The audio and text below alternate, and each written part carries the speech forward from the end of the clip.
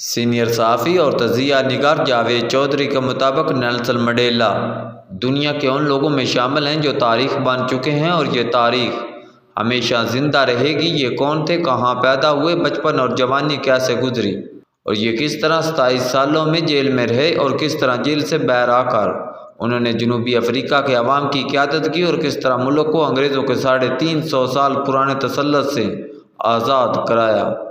یہ کس طرح جنوبی افریقہ کے پہلے سے افغان صدر بنے اور پھر کس طرح صدارت میں رہ کر انہوں نے دبی اور مرجائی ہوئی قوم کو دنیا کی بڑی قوموں میں شامل کیا۔ یہ تمام باتیں، یہ تمام حقائق اب پوری دنیا کو ازبر ہو چکے ہیں، لہذا انہیں بتانے اور دہرانے کا کوئی فائدہ نہیں۔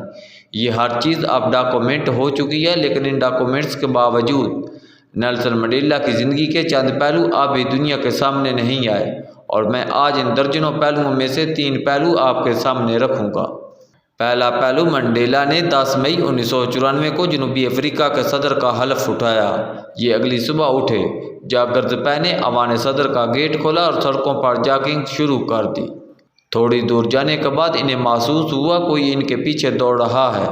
انہوں نے روک کر پیچھے دیکھا تو ان کی سیکورٹی سٹاف بھی جاگرد پہن کر ان کے پیچھے بھاگ رہا تھا۔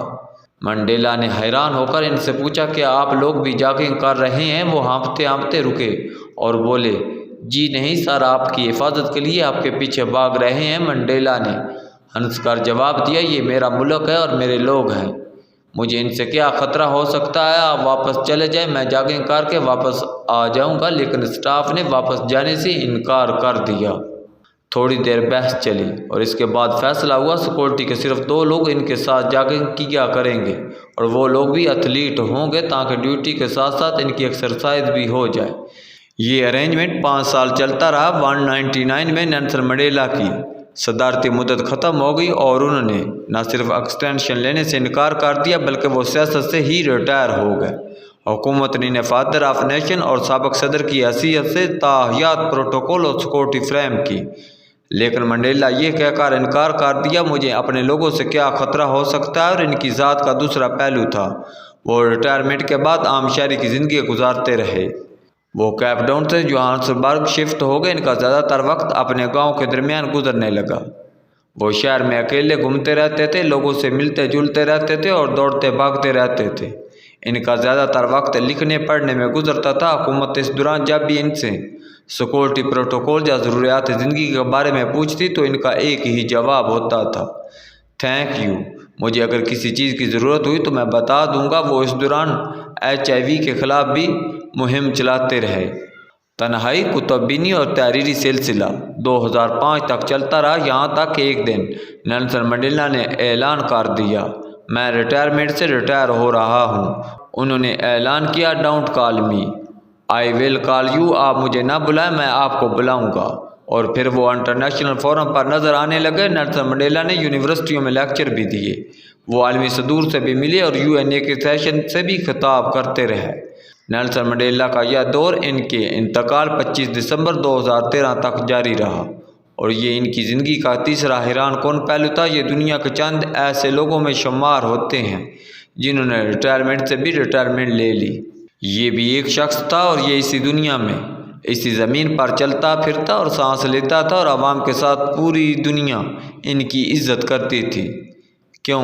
3 وجوہات تھی۔ پہلی وجہ ان کی 40 سال کی مسلسل جمہوری جدوجہد، اور دوسری وجہ وہ اقتدار سے نہیں چپکے، وہ تاحیات صدر رہ سکتے تھے، وہ اپنے آپ کو خود ہی ایکسٹینشن دیتے رہتے، انہیں کون روک سکتا تھا؟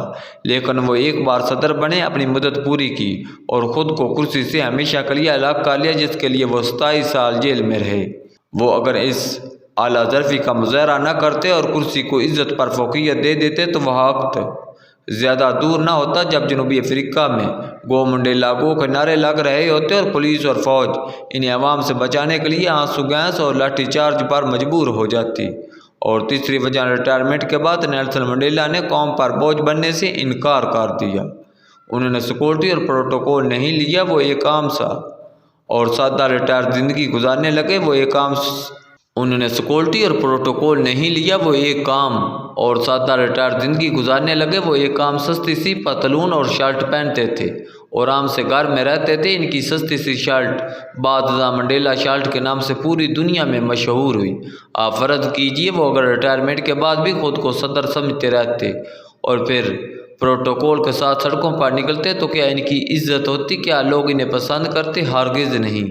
ہم جنوبی افریقہ سے پاکستان آتے ہیں۔ جسٹس گلزار حسین 2 سال 1 ماہ سپریم کورٹ آف پاکستان کے چیف جسٹس رہ کر 1 فروری 2022 کو ریٹائر ہو گئے۔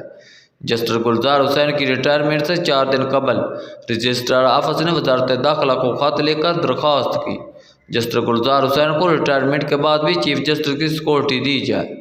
ریٹائر چیف جسٹس نے اپنے اہل خانہ کے سفر کے دوران رینجر کی حفاظتی اسکواڈ کی درخواست بھی کی اور حکومت نے یہ درخواست منظور کر لی اور یوں اب جسٹس گلزار حسین کو چیف جسٹس کے برابر سیکورٹی اور پروٹوکول دیا جائے گا۔ اس سے قبل یہ سہولت جسٹس افتخار محمد چودھری، جسٹس میاں ثاقب نثار، جسٹس آصف سعید کھوسہ اور جسٹس تصدق حسین جیلانی بھی لے رہے ہیں اور حکومت ملک کے اکثر ریٹائر ججوں کی حفاظت بھی کر رہی ہے۔ اب سوال یہ ہے پاکستان جسٹس گلزار حسین کا ملک ہے، لوگ بھی ان کے ہیں اور یہ نیک نیتی سے پوری زندگی مظلوم عوام کو انصاف بھی دیتے رہے ہیں، لہذا پھر انہیں کس سے کیا خطرہ ہو سکتا ہے؟ سپریم کورٹ کے چیف جسٹس اللہ تعالیٰ کے بعد مظلوموں کی آخری امید ہوتے ہیں۔ یہ قلم کی ایک سطر سے وزیر اعظم اور صدر تک کو عہدے سے ہٹا سکتے ہیں۔ وزیر اعظم نے اگست 2019 میں army chief general Qamar Javed Bajwa کی مدت ملازمت میں ایکسٹینشن کی۔ یہ معاملہ الجھ گیا تھا اور یہ بھی بالآخر سپریم کورٹ اور پھر پارلیمنٹ میں حل ہوا تھا۔ آپ اس سے چیف جسٹس کے اختیارات کا اندازہ کر لیجئے۔ جان دینا اور جان لینا اللہ تعالیٰ کا اختیار ہے، لیکن چیف جسٹس آف پاکستان کال کوٹھڑی کہ کسی بھی مجرم کو آزاد اور کسی بھی آزاد شخص کو کال کوٹھڑی تک پہنچا سکتا ہے۔ میاں نواز شریف کو بھی اقامہ پر عدالت ہی نے نااہل قرار دیا تھا اور یہ اس فیصلے کے بعد بھاری مینڈیٹ کے باوجود سڑکوں اور جیلوں میں خوار ہوتے رہے۔ یوسف رضا گیلانی کو بھی سپریم کورٹ نے نااہل قرار دیا تھا اور یہ وزیر اعظم ہاؤس سے ملتان تک پہنچ گئے تھے اور سب سے خوفناک مثال ذوالفقار علی بھٹو جیسا بین الاقوامی لیڈر بھی عدالتی حکم سے پھانسی پر لٹک گیا۔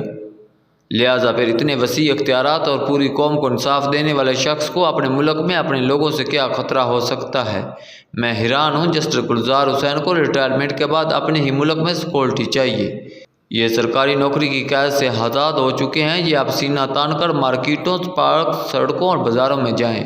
یہ دوستوں سے ملیں، کافی شاپس اور ریستوران میں چائے، کافی اور کھانوں کو انجوائے کریں اور قطاروں میں کھڑے ہو کر عام اور آزاد زندگی کا لطف لیں۔ لوگ یقیناً آگے بڑھ کر ان کے ہاتھ بھی چومیں گے، جھک کر ان کو سلام بھی کریں گے اور ان کے انصاف پر مبنی سنہرے دور کو سلوٹ بھی کریں گے۔ یہ بات عجیب لگتی ہے، یہ ان سلاموں اور سلوٹ کو انجوائے کیوں نہیں کرتے؟ یہ اب بھی قیدی کی زندگی کیوں گزارنا چاہتے ہیں؟ مجھے یہ بات بھی سمجھ نہیں آ رہی۔ میں آج تک یہ بھی نہیں سمجھ سکتا ملک کا ہر طاقتور شخص ریٹائرمنٹ کے بعد گھر میں قید کیوں ہو جاتا ہے؟ یہ عوام کو فیس کیوں نہیں کرتا؟ یہ پبلک میں کیوں دکھائی نہیں دیتا؟ اور یہ جب بھی باہر نکلتا ہے تو اسے سیکورٹی کی کیوں ضرورت پڑتی ہے؟ اور یہ ریٹائرمنٹ کے بعد بھی اپنے ہی ملک میں خود کو خیر محفوظ محسوس کرتا ہے۔ میں یہ بات سمجھنے سے قاصر ہوں۔ کہیں ایسا تو نہیں ان کی زندگی میں کرسی کے سوا کچھ نہ ہو اور انہوں نے کرسی پر بیٹھ کر بھی لوگوں کو تکلیف اور اذیت کے سوا کچھ نہ دیا ہو؟ فیصلہ آپ خود کر لیجئے۔